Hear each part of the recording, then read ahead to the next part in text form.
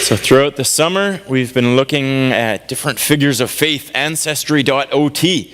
And some of the figures of faith are positive examples and some are negative. But overall, it's just one story. It's the overarching story of faith as it moves throughout the pages of the Bible, where God began the world, everything was perfect, how he wanted it to be, but then sin came and turned it all upside down, messed everything up. And then throughout the rest of the Bible, God's putting things in place. He's putting signposts in place for when the hero is going to come. He's going to set us free from sin and set us free from the fear that sin gives us. And so today we're going to look at Hagar and Ishmael throughout a few different chapters scattered amongst the book of Genesis. And this story is a great story. We're going to look at it. We're going to look at the different characters, how they relate to each other, the messes in their lives, and how God is seeking to work in their circumstances, and also how it fits in with the bigger story of how God is working together to make his plan of salvation. I can't really talk about Ishmael without how Ishmael leads through towards the Muslims of today as they trace their heritage to him. And so once we've gone through the story and see how it fits into our lives, we're going to use that as a springboard to look at kind of our current situation, all the things you're seeing on the news, and what's our response as Christians? How are we going to respond? Are we going to get sucked into fear, or are we going to live by faith?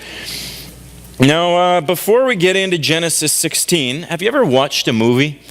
The popcorn's already finished, the movie's carrying on, someone comes and sits down beside you. Oh, who's that? Now, what's happening here? Oh, I don't get it. What's going on? And you're like, if you want to watch the movie, just sit down and watch the movie. Start from the beginning, or just be quiet and don't ask any questions. So we're just going to back up a little bit so that you don't have to pipe up and say, what's going on? I don't get it. And Hagar and Ishmael, they're just a small scene in a larger story. And the story of Abraham begins in Genesis chapter 12, where God chooses him to make him into God's people. And God gives Abraham some promises. He's going to be a great nation. He's going to be hugely blessed. He's going to have so many descendants. And through those descendants, all nations on earth are going to be blessed through him. So that's the blessing that God has given Abraham. At the beginning, he was called Abram, and his wife was Sarai, but later their names were changed to Abraham and Sarah, so we'll just stick with that just to help it make it a little bit easier. But in Genesis chapter 16, the story picks up, and it says, now Sarai, Abraham's wife, had borne him no children. So we've got the promise of many descendants, but there's no kids. And they're old. She's barren, they're well along in years. So that carries on, but she had an Egyptian maidservant named Hagar. So she said to Abram, the Lord has kept me from having children. Go sleep with my maidservant, perhaps I can build a family through her. The promise was given, and Abraham had walked by faith. He clung to God by faith, and it was credited to him as righteousness because he believed God that one day he'd have children who would become a great nation. But time had gone on, and it seems like God was silent. What do you do when God is silent? And here, I'm sure we could have gone back in time and given them advice, because looking back, it's always easier to decipher what's happening. And we'd say, Abraham, just be patient. God's going to fulfill his promise. He said it's going to happen. It's going to happen. You don't need to take matters into your own hands. You don't need to come up with any great plans or schemes. Just trust God. That's easy advice for us to give. But time had gone on. The promise was getting older. It was distant. And it just didn't seem to be working out. And then here, Sarah comes and she says, the Lord's kept me from having any children. Something's wrong. God is silent. And so we read in the second half of verse 2, Abraham agreed to what Sarai said. So after Abraham had been living in Canaan 10 years, Sarai, his wife, took her Egyptian maidservant Hagar and gave her to her husband to be his wife. He slept with Hagar and she conceived. When she knew she was pregnant, she began to despise her mistress. So when God seemed to be silent and they didn't know what was going to happen, they said, let's just follow the normal culture of the day. If someone's barren, have someone else have a baby on their behalf. So take this Egyptian maidservant Hagar. She became Abraham's wife. and she'll have a baby on his behalf. And in this story, we aren't really told, is this a good idea or a bad idea? Is this right or is this wrong? It's just what happened. But then immediately we begin to see the consequences, and we realize maybe it wasn't the best idea because things began to get messy. And then in the next chapter, we're going to see how God confirms his promise to Abraham. And he says, it's not through the maidservant's son that I'm giving you the blessings and my covenant. It's through the son of your wife, Sarah. And so from that we can deduce that they weren't trusting God. This wasn't God's plan. This is just something that they came up with to take matters into their own hands and just to say, God's going to give us many descendants. We've just got to make it happen one way or another. And anytime that happens, anytime we slip from trusting in God to taking matters into our own hands because we're afraid of what if it doesn't come through, life is going to get messy. I'm sure we've all got examples. I'm sure we've all seen it happen. The first thing that happens is Hagar begins to despise her mistress. Here's Hagar. She's just a maidservant. She's brought into the family. She doesn't really have a position. And then all of a sudden she gets elevated to status of wife. She feels, I've got acceptance. Maybe I've got some security here and everything's going to be okay. She gets pregnant. It's even better. Maybe I'm even going to be the favorite wife because I'm the one bearing a child. But there's this problem. Sarah, the other wife. She's a threat to my position. She's a threat to my security of Abraham accepting me and me being safe here. And she begins to despise Sarah. And I don't know how she played that out. I don't know what sort of nasty looks they had between one another, what sort of words were said, what sort of comments just kind of slipped through. But Sarah quickly realized that she was being despised, and she goes to Abraham, and she says, you're responsible for this wrong I'm suffering. I put my servant in your arms, and now that she knows she's pregnant, she despises me. May the Lord judge between me and you. All of a sudden, Sarah's passing the blame. Abraham, it's all your fault. Because her position has been vulnerable this whole time. Yeah, she's the wife and she's accepted, but is she really secure because she hasn't given Abraham any children? And now this maidservant, or does she think she is having this child? And sure, it's supposed to be on her behalf. The tension grows, and fear of losing her position causes her to lash out, and she begins to abuse Hagar. So much so that Hagar has to flee. Hagar flees, and she's apparently heading back to homeland Egypt. And while she's there, their lives are mixed up. Their lives are messy. She's running from fear. They were fighting because fear always leads to fighting. And now she's fight or flight. And she has to run away because her fear is too great of Sarah. We read next, as Hagar's in the desert, God comes. And God speaks to her, and God sees her. He says in verse 7, the angel of the Lord found Hagar near a spring in the desert. It was the spring that's beside the road to Shur. And he said, Hagar, servant of Sarah, where have you come from and where are you going? I'm running away from my mistress Sarah, she answered. Then the angel of the Lord told her, go back to your mistress and submit to her. The angel added, I will so increase your descendants that they will be too numerous to count. Go back and submit to your mistress. He didn't say go back and carve out a spot in the family. You got to fight for your rights. You got to stand up for yourself and find your security and just be a strong person. He says, no, that's not what you're basing your security and your acceptance on. Go back and just submit to her. Just fit into the place in which they put you. And God added, I'm going to increase your descendants so that they're going to be too numerous to count. Your security isn't in, is Abraham accepting you or not? Your security isn't in life circumstances. Are you able to have a child or not? Your security is found in what God has in store for you. The promises that God has for you. That's where your security is found. And so, as Hagar went back and submitted, she didn't need to fear losing her spot. She could find her security in God. And God said that he was going to bless this child. He says he's going to make him into a great nation, many descendants. It says in verse 11, the angel of the Lord also said, you're now with child and you'll have a son, you'll name him Ishmael. for the Lord has heard of your misery. The word Ishmael means God hears. So you're to name your child God hears, for the Lord has heard of your misery. He'll be a wild donkey of a man. His hand will be against everyone, and everyone's hand against him. He'll live in hostility towards all his brothers. She gave this name to the Lord who spoke to her. You are the Lord, you are the God who sees me. For, she said, I've now seen the one who sees me. So then Hagar bore the son to Abraham and named him Ishmael. And God said a few things about this child. First of all, God hears. Isn't that a nice name? Here she is. She's running in fear, fleeing for her life from the abuse of the situation she came from. We're going to see that this isn't the child that God is putting all his blessings on, and yet God still hears. She's in her misery, she's crying out, and God hears. And so that's what she's to name her child. God said something else about the child. He says he's going to be a wild donkey of a man. Everyone's hand is going to be against him, and he's going to live in hostility toward his brothers.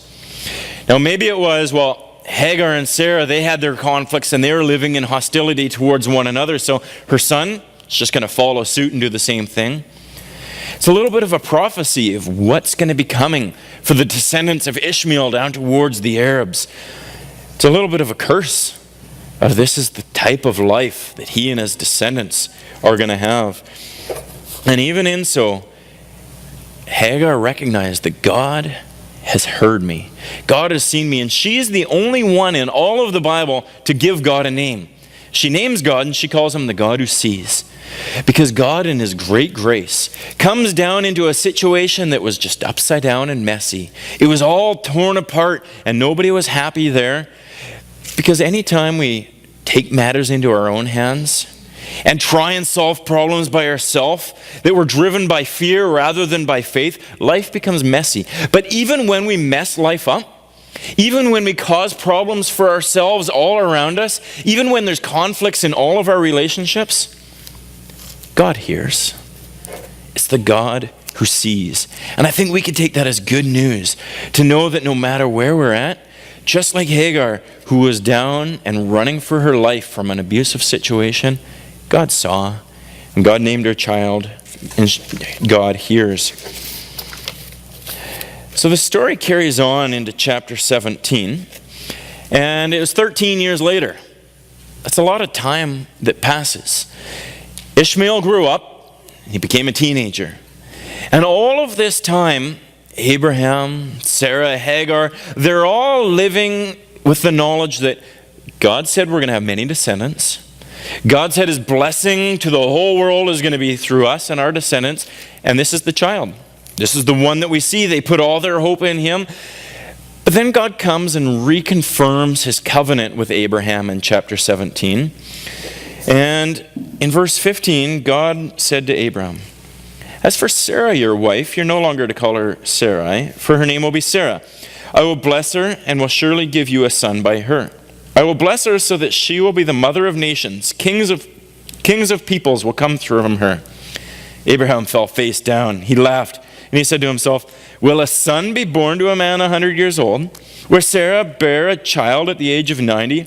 And Abraham said to God, if only Ishmael might live under your blessing. God said, yes, but your wife Sarah will bear you a son, and you will call him Isaac. I will establish my covenant with him as an everlasting covenant for his descendants after him. And as for Ishmael, I've heard you. I'll surely bless him. I'll make him fruitful, and he'll greatly increase his numbers. He'll be the father of 12 rulers. I'll make him into a great nation. But my covenant I will establish with Isaac, whom Sarah will bear to you by this time next year. God's promise is what's secure. Abraham had thought, Ishmael's the guy.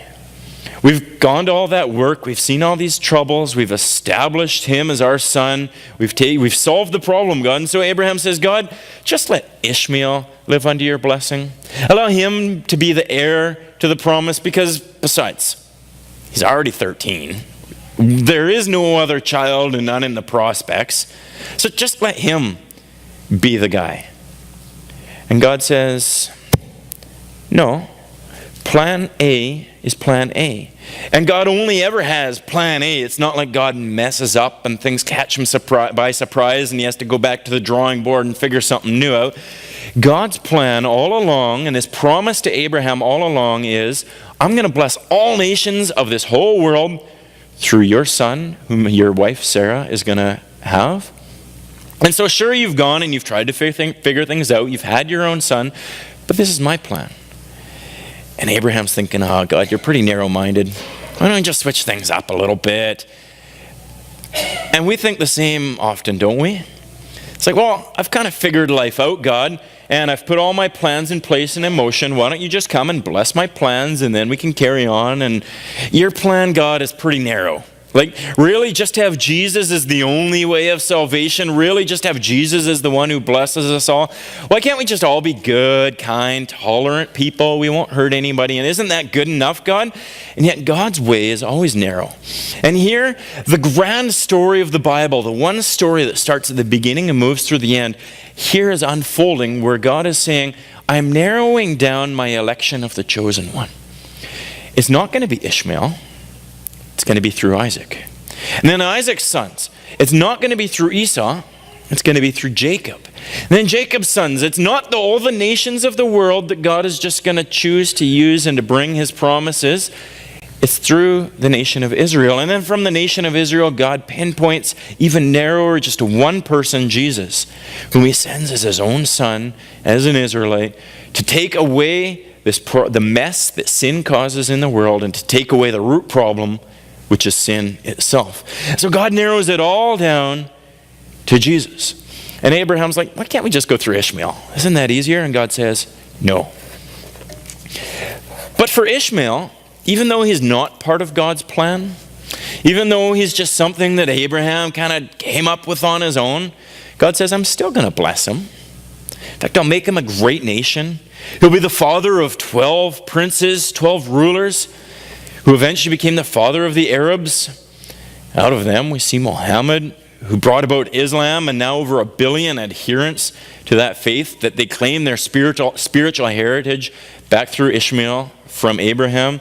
And so God fulfilled a promise of great blessing and many people, and yet his plan to deal with the problem of sin and this mess that sin causes is coming through God's plan A. Through his promised one, through Isaac, into Israel to Jesus. Now, chapter 21 carries on the story, and Isaac was born. He grew up just a couple of years, and they had a big party to wean him. One of their cultural traditions. And we read that Ishmael was at the party, and he was mocking Isaac. Now you can imagine, kind of older stepbrother sort of thing going on. And I don't know what he was saying. Who do you think you are, child of the promise? Born to the old grandmother. And he just starts mocking, and he's apparently holding up his own position of, nope, I'm better than you are. Sarah sees this. 13 years of jealousy, strife, fear over the loss of position, all boils up. And she calls Abraham. She says, get rid of that slave woman and her son, for the slave woman's son will never share in the inheritance with my son Isaac. Abraham was quite distraught by this, but God confirmed, I'll bless him, but my promise is through Isaac. And so God confirms the promise through Isaac again. And so away they went. Hagar and Ishmael, they're on the road again. They're going back to the desert in Genesis 21. And verse 15, it says, they had some water, but the water in the skin was gone. She put the boy under one of the bushes, and then she went off and sat down nearby, about a bow shot away, for she thought, I cannot watch the boy die. And as she sat there nearby, she began to sob. God heard the boy crying. It's kind of good language, right? The boy is called God hears. So God heard, God hears. And the angel of God called to Hagar from heaven and said, what's the matter, Hagar? Don't be afraid. God has heard the boy crying as he lies there. Lift the boy up and take him by the hand, for I will make him into a great nation. Then God opened her eyes, and she saw a well of water. So she went and filled the skin with water and gave the boy a drink. God was with the boy as he grew up. He lived in the desert and became an archer, and while he was living there, his mother got him a wife from Egypt. So that's kind of how the Bible closes off the story of Ishmael. It wraps it up, it ties together all the loose ends. God's with him, God hears him, God's gracious and is going to bless him. Even though he's not the one that God has promised, even though he's outside of the whole covenant that God is making, moving towards the blessings towards all nations through Jesus, Ishmael isn't part of any of that, and yet God's grace is still there. Just like for each one of us, even if we're outside of God's main plan, even if we've gone our own way, God's grace wants to bring us to himself. And the Bible closes off the story there, and I hope for each of us it's a story of hope, knowing that God hears, knowing that the fears that drive us in life cause us to turn away from faith, and it makes life very messy as we're fighting for our own security, as we're fighting for our own acceptance, and the fear drives us towards that we can find our security in God. Now, as we kind of close off the biblical account of the story, I want to talk about some of the Islamic traditions that carry this story on. And Islamic tradition tells us that as Hagar and Ishmael were in the desert and they ran out of water, that she didn't just set the boy there and couldn't bear to watch, but she was desperately searching for water. She frantically ran to the mountains over there and ran back to the mountains over here, and between two sets of mountains ran back and forth 7 times until God finally opened up their eyes and they saw a well. And today when Muslims go on a pilgrimage to Mecca, they reenact Hagar's flight back and forth 7 times between those mountains, hailing her as a great hero and a great example of a pilgrimage. Later, Islamic tradition tells us that Abraham took Ishmael to go to Mecca to rebuild the altar there, the Kaaba, which God had originally, they say, given to Adam as a copy, as a replica of what's in heaven, but it had gone into ruins, and so Abraham and Ishmael rebuilt that in Mecca.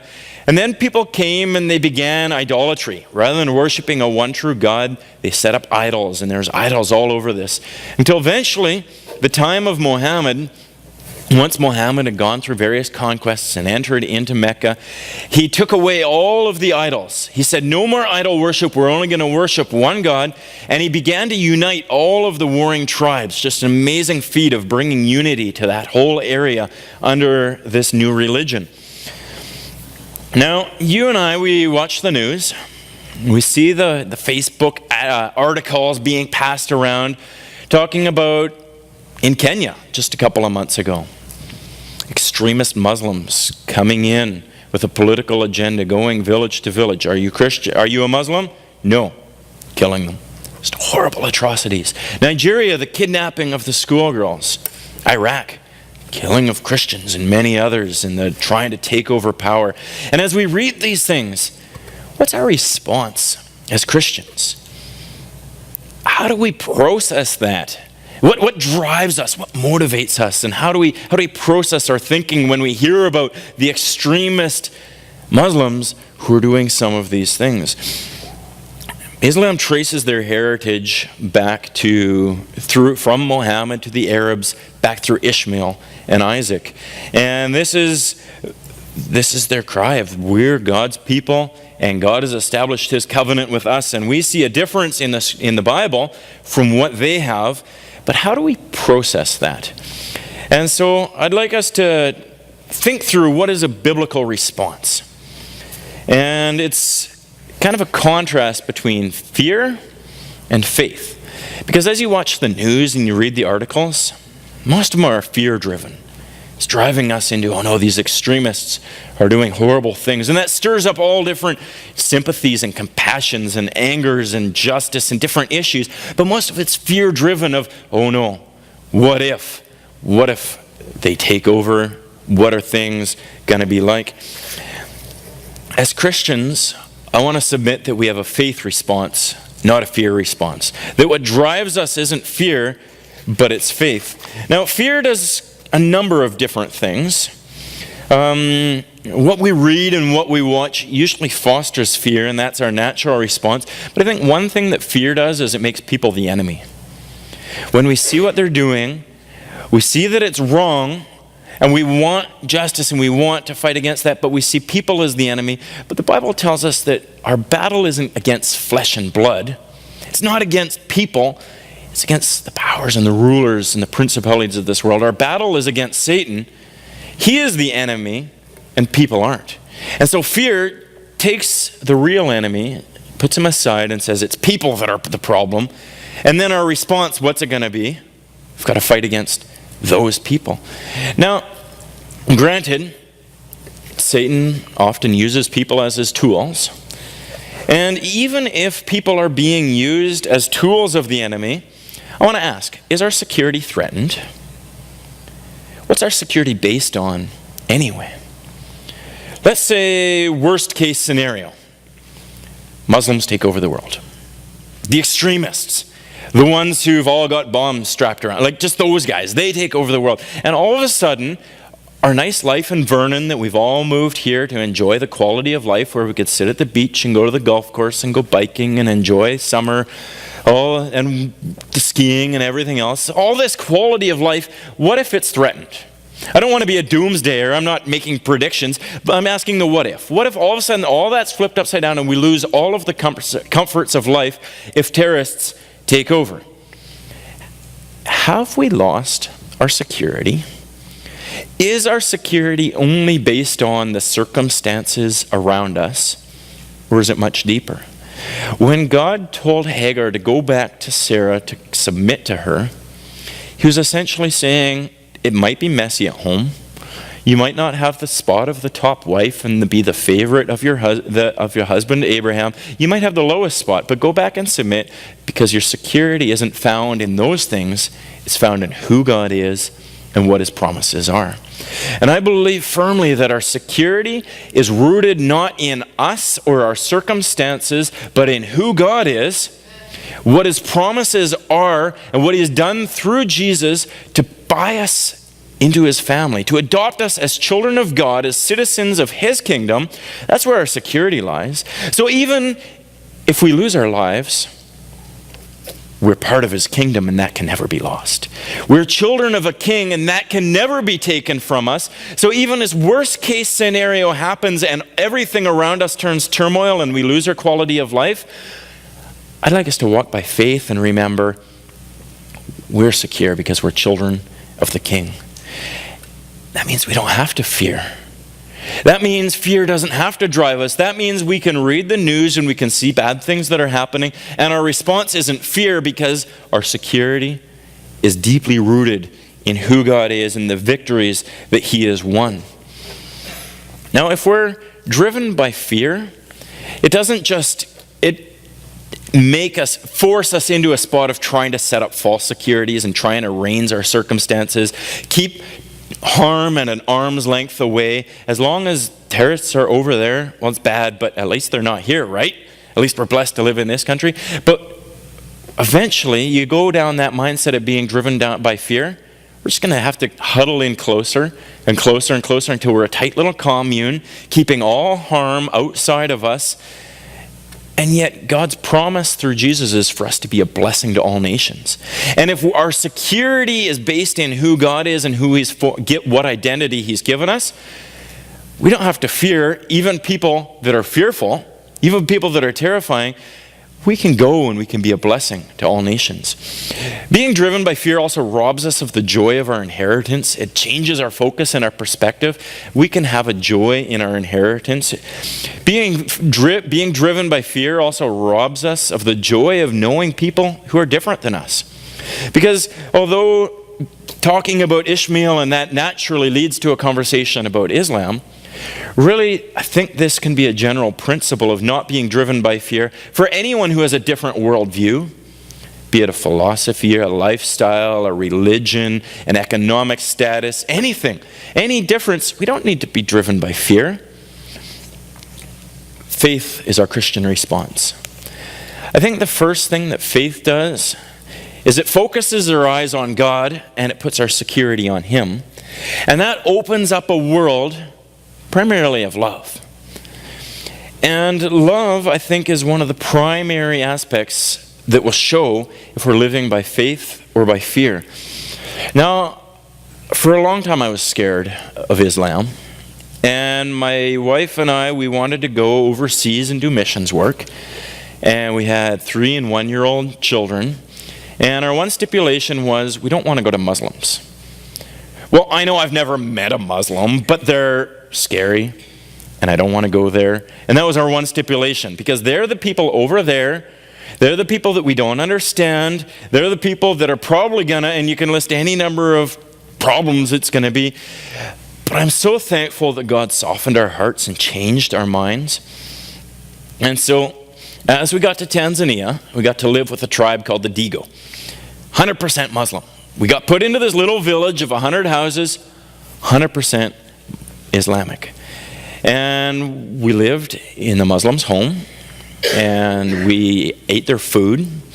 We wore their clothes. We spoke their language. They were our neighbors. They were the people that we interacted with and that we learned to love. And it was neat just seeing them as people. So a good Muslim name, Wema Ali. They adopted us into their family and cared for us. And it was just neat to see the relationship, how much they could give to us and how much time they'd spend and how they'd sacrifice for us. We wanted to have an Easter celebration one time. And Muslims don't believe in Easter. That's kind of the farthest thing that they do believe in. But we wanted to throw a big party for our village. And so this family, they said, okay, we'll throw a party for you. They did all the work. They butchered the goats and got all the food, did all the invitations and all the cooking, and they threw a party for us so that we could celebrate Easter with the whole Muslim village. And that was pretty neat. And it was neat to see how they'd protect us. When people would come into the village wanting to cause us harm, they're the ones there chasing them away. And we really got to see these people as people made in God's image. And God had created them. And he loves them, and he made them to reflect who he is. And we also got to see that they were doing the best with what they knew how. Knowing the Bible and the Bible story, we see that although we're all made in God's image, sin has come and it's wrecked that image. It's broken us, each and every one of us. By his common goodness and grace, we still retain that image, and we can still show a level of goodness. And the Muslim neighbors, they did everything they knew how to try and please God. Every morning, 5 o'clock, a man would walk around the village yelling, Salah, Salah, Salah. Pray, pray, pray. People would wake up and they'd go to the mosque. Every now and then, I'd get up just to watch. I'd see our friends, and they'd go and they'd wash their hands and their feet and do the ritual washing. They'd go into the mosque and they'd pray 5 times a day, going to do that. The month of Ramadan, no eating or drinking during daylight hours. And in the evening, it was like a family reunion. All the families would get together. They'd have their special food to celebrate, to have extra prayers, extra times reading the Quran. And they'd invite us along. We wouldn't fast with them, but we'd go and we'd enjoy time with their family and eating their special celebration foods. And we got to see them and how hard they tried, desperately wanting to please God and to submit to him. But we also got to see the brokenness in their lives. You know, when you go on a quick trip and you see, oh, here's people living in poverty and they have nothing, but they're so happy even though they don't have nothing. We got to go beyond kind of the tourist stage, and we got to see how many people are driven by fear, but especially Africans. Their whole life is motivated by fear. Just their whole culture pushes them that way. And then how messy that can become with jealousy, with pride, with selfishness. And so although we saw beautiful people that we learned to love, we also saw people who were broken and whose lives were a complete mess. And we got to see the ramifications of that and how ugly it could become when sin is ruling us. And we saw that they needed someone to rescue them from their sin. They desperately needed someone to come and cure them of their sin and to clean up their mess so they could truly please God.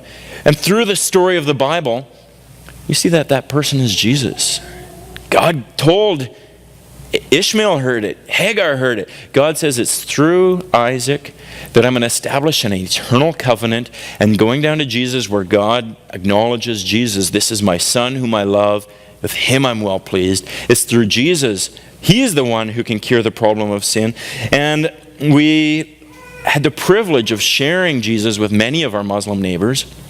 And it was neat to see how their lives came in, were freed from so much of the mess around them as some of them turned to Jesus. We had a chance to go back last year and visit and encourage the church. I'm going again in April this year, hopefully every other year, just to build up the church and train the leaders. And we're all prone to being driven by fear. And even when you've been set free from it, we're prone to go back to that. And so just help train the leaders to say, no, let's love the people and let's teach about Jesus. And maybe a couple of you guys will join me on my journey as I'm looking for a few men to join me. So that's my little advertisement there. But Islam traces their roots back to Ishmael. And that's their spiritual heritage. And there are over 1 billion people in this world. We see the few minority extremists on the news, but we don't want to be driven by fear. We want to be driven by faith. When we see people who are different from us, even if they're radically opposed to us, we want to look through the eyes of God, who says, while they're still sinners, Christ died for us. While they're still living lives of terrorists, Jesus died for them. And so we want to look through eyes of faith and love them and recognize that they're people made in God's image. We want our life and our motivation to be driven, all our attitudes, not by fear, saying, how can we either fight against them or flight away from them, but how can our lives be loving them, understanding them, caring for them, and helping point the whole world to come under the blessings that come only through Jesus. So I think the story of Hagar and Ishmael helps us remember some of those lessons. How life becomes messy when we try and work things out on our own. Fear drives us and it turns us away from faith. Life is going to become messy. But even when we've done wrong, even when everything around us is in shambles, God hears. He'll pour out His grace.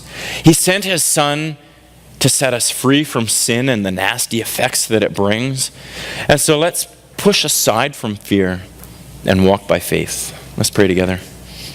Lord God, I just pray that you take our hearts and fill us with your faith, that we'll look to you. And it's not so much how much faith we have, but who it's placed in, because it's you that's secure. It's your promises that are secure. And I pray that you will lead us and guide us so that we can walk by faith. In Jesus' name, amen. So I hope this will prompt a bunch of good conversations for you guys as you keep talking to each other about the news and what you see and about your response to that as faith. And so, thanks.